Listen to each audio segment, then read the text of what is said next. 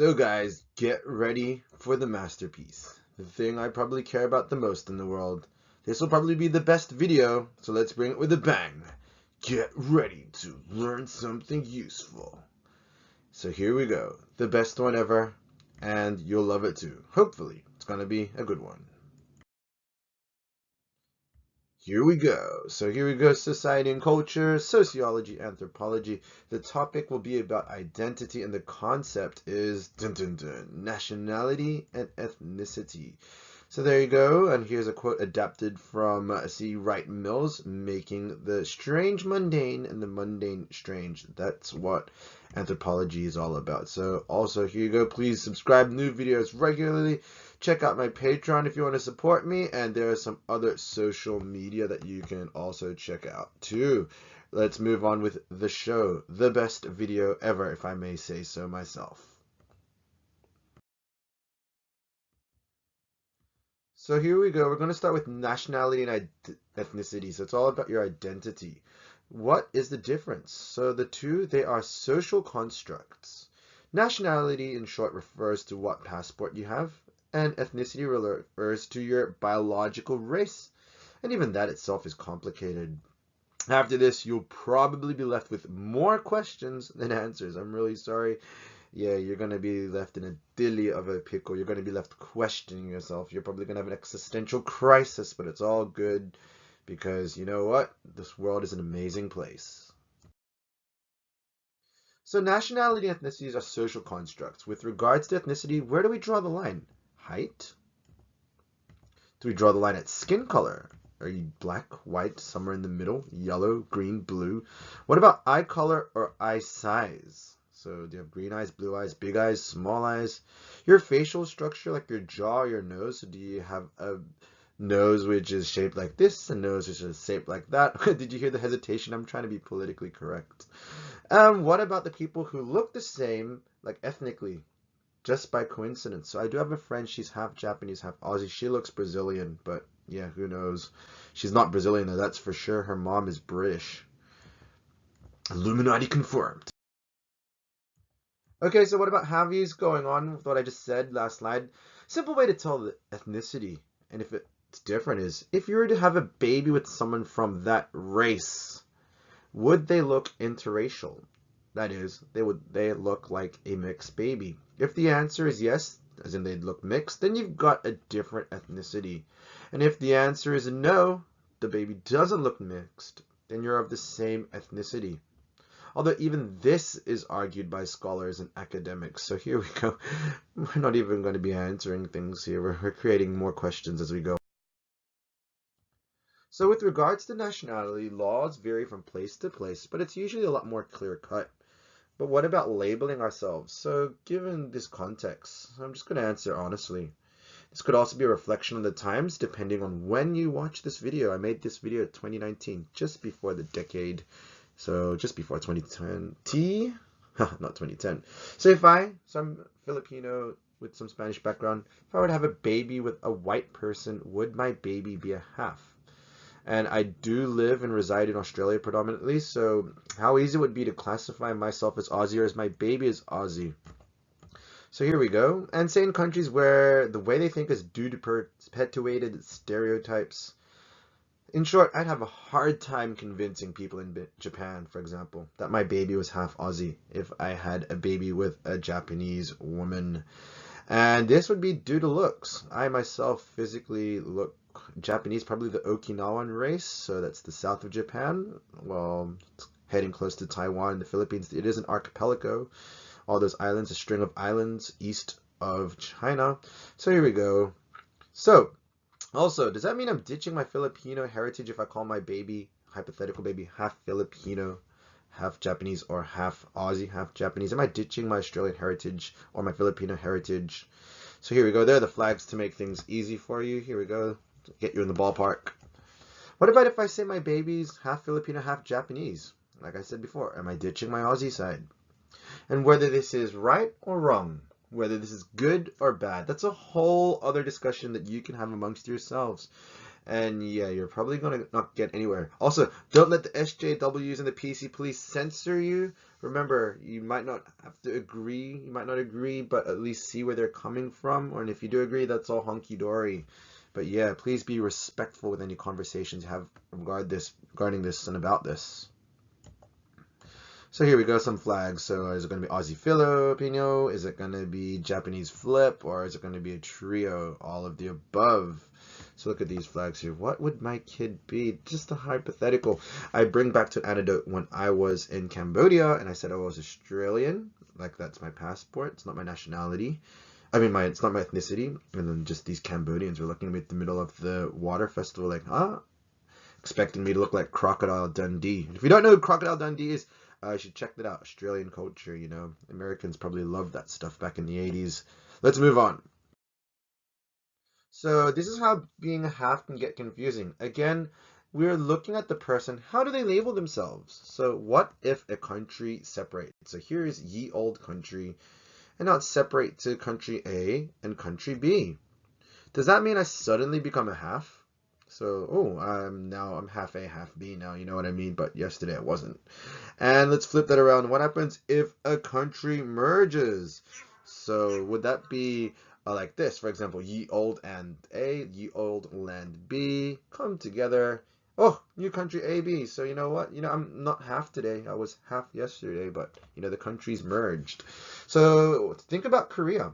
Do you become half South Korean, half North Korean now? So here's some flags, say the country split.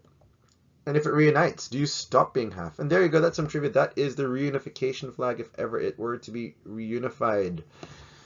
And what about New Zealand? So there you go, there's New Zealand. Before it became a crown colony on July 1, 1894, it was a part of New South Wales. For any of you who don't know about this, or if you're watching from abroad, New South Wales is a state in Australia. That's where Sydney is located. Bada boom, bada boo. There's some geography for you. That's the Australian flag. And so what if I identified as being half all the time, but now I can't because, the countries came back together and vice versa. What do I do with my identity crisis? Oh no. What about stateless people? So what if your parents got citizenship illegally and you were born in a particular country? Afterwards, your parents get caught and you get deported, being sent back to a country that you've never been to before. Then in that country, you don't even speak the language and you don't even know the culture. You probably don't even have any friends there. What right do you have to call yourself a particular citizen? And what if you have all the paperwork but just don't care? So this guy's got a passport. And yeah, what happens if you don't know? Derp-de-derp. And what about those born on a ship cruising over international waters? What about those born while on holiday? So what if your parents did the deed overseas? So take this example as Hawaii, USA. Okay, and if you don't know what the deed is, ask your mom or check out the birds and the bees or ask just somebody that's got kids. I'm not going to say anything that'll get myself in trouble here. And say then your mom was pregnant while in that country for most of the time. So in this example, Hawaii. Then your mom returns back for home in Tokyo, Japan, and you're born in that particular said country. From when you're born, where did life begins for you? Where does it begin? So you've technically been alive in that foreign country in Hawaii, in America, more than you've been alive in the country where you were born and entered this planet. So in this case, born in Japan, Tokyo to be specific. Now, putting race aside, how much or why do we put so much weight on birth? How much should we put on birth? Should we? And what about place of conception? So conception's the big word. There you go. Which begs the question, what's more important? Where you're born, how you look, where you grow up, what language you speak. So if my character Bob here was to say ni hao, nong hao, le hao, annyeong dongji, konnichiwa, kamusta, como estas, ciao, hola, guten morgen, hello, or even the way they say it, like yo, what's up, yo, get my say dog. Wow. So here we go. There's a can of worms for you to figure yourselves out with. Moving on. When do you call yourself, say for example, British or Australian? or American if you're watching across the pond. So, how many generations need to pass? Oh, there you go, some British people looking here. But then, whoop, nah, he's Aussie. He doesn't call himself British. He's not a convict or anything like that. What happens if you're a Filipino? So you're a different ethnic race, but maybe your parents came here, maybe you're born here, but you've never been back to the Philippines, to the motherland or fatherland, don't speak the language, and you're a true blue Aussie. What happens if you're Chinese or Japanese? Hey, here's a trigger alert for a lot of you. And I'm going to say it in Japanese, and I don't know how to say it in Chinese. Maybe 중국인, 일본인 for Chinese, and 중국인, Nihonjin for the Japanese. How many generations need to pass? Here's also one thing to remember. Japan is an island, an archipelago, and Korea is an, what do you call them things? Half island in English. What do you call it? Oh, it's a peninsula. So, it's connected to the mainland. So, they didn't just fly there. They didn't just teleport there. They came from somewhere. China. So, here's another interesting one. They're the Italians. The Italians up north in the region of South Tyrol. Isn't that funny? North and South. I just realized it now. And many are ethnically German, hence the blue eyes and the blonde hair. But, mamma mia, they speak the Italiano. Ciao. And what about language definitions? And hey, if you thought that was racist, no, you got triggered too easily. That's just me having a good time. I value all the cultures, and we've got to smile, laugh, and enjoy the diversity. All right, moving on. Oh, reminder to record this video. I'm doing it right here, right now, for all of you. Language definitions. Put simply, some languages, including English. Sometimes what country you come from doesn't even matter when it comes to describing someone's background. So here we go, some Chinese for you, the traditional, original kind. So it literally means China person, 중국인, excuse my accent there, or 중국인. So there you go. Here this literally means Japanese person, 일본인, Nihonjin. And here Shanghairen, Shanghaijin, literally means Shanghai person. There's a photo. I went to Shanghai. It's a great place. And thank England for making it good.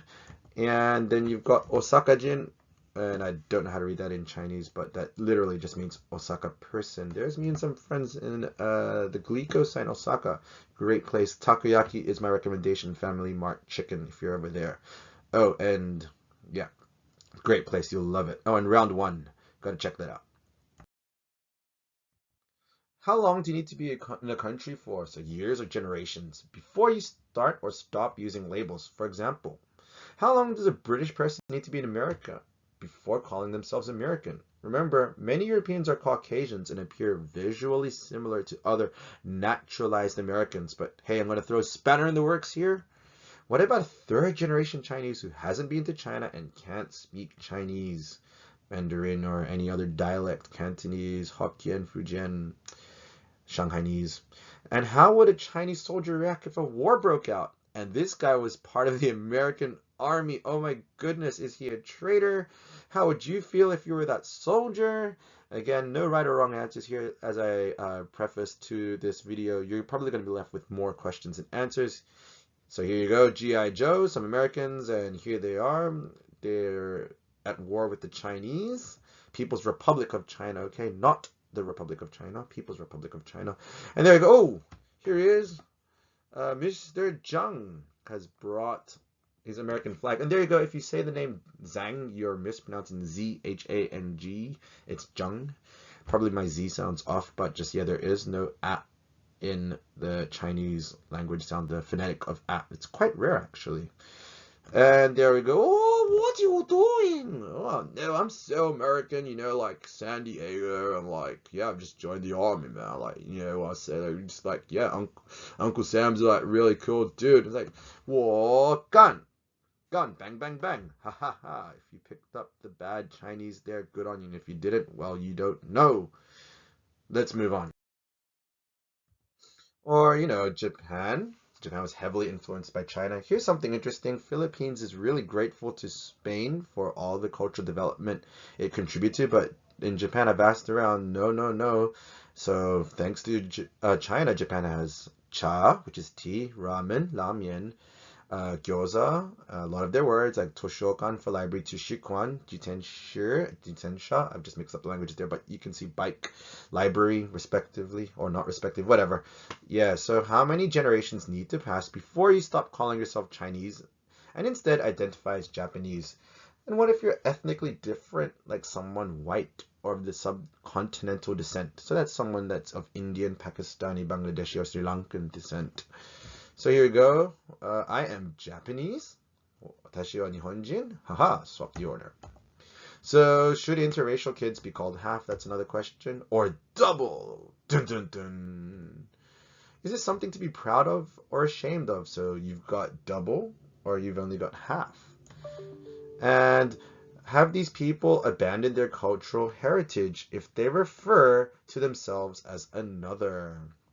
So for example, say you're American, but you become a naturalized citizen of, I don't know, let's say Korea.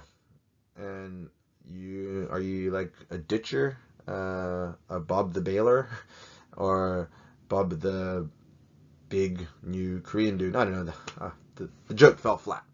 There you go. Why or why not? Okay, so here's a complicated example brought to you by my friend. So what is this child? No name yet, as if you give a name to it, you'll add to the identity.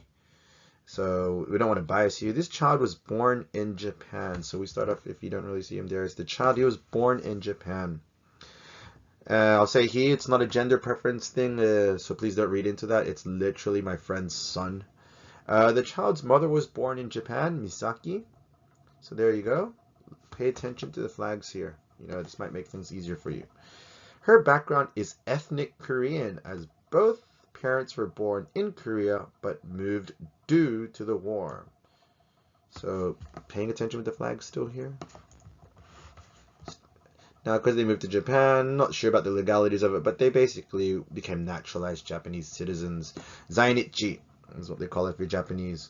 So Korea is a peninsula and Japan is an island, as I said earlier. So you could argue ethnic Han Chinese. The father of the baby was born in China to Chinese parents. So there you go, China.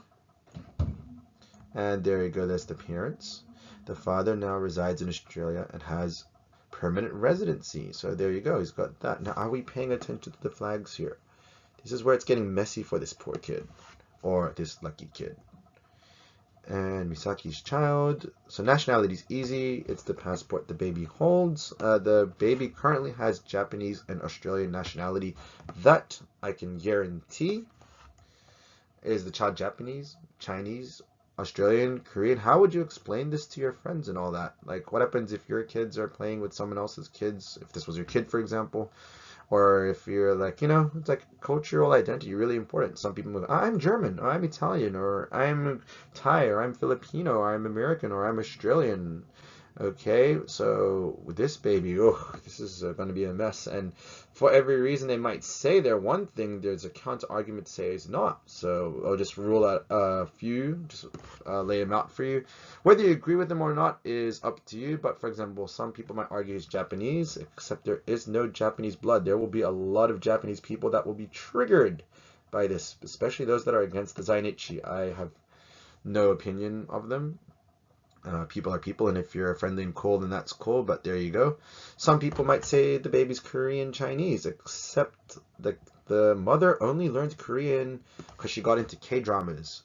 So yeah, of course her surname she uses in social media is a Korean surname, but her real last name and the last name on her passport is not that. Again, in Japan, to live in Japan, you must be using a Japanese surname. You could argue half Chinese or just say Chinese because Japan and Korea is a peninsula and an island. That is, let me just correct myself. Japan is an island, Korea is a peninsula. Yeah, good luck. You're going to trigger a lot of Koreans and Japanese there, you know what I mean? And you're going to make China pretty happy at that because, you know, they're trying to take over a lot of things for better or worse. And yeah, well, Australian, yeah, I guess so. But, you know, go back to Japan, they think foreigner, gaijin, blonde hair, blue eyes, and the baby looks like one of them. My brain hurts. So I'm going to just move on and let you guys dawdle on about that one. Talk about this with your friends. Give this hypothetical out, but yeah, pretty interesting. Let's move on. And why? What factors might change this? So what language does the baby speak? How does the baby think? Where does the baby live? Alrighty, so yeah, like if I was to call the baby Tomo, and then it's always going to be called Tomo. Tomo being a Japanese name might identify more as Japanese. Or maybe if the baby was called, like, say, for example, Pingwei, something like that. Even though it lived in Japan, maybe it would have a Japanese name to use while in Japan, but you know what I mean? The ID or something. Or what happens if you choose like a very flexible name like Ken, which, yeah, Ken's pretty Western. Ken's pretty Chinese too. I mean, Japanese too.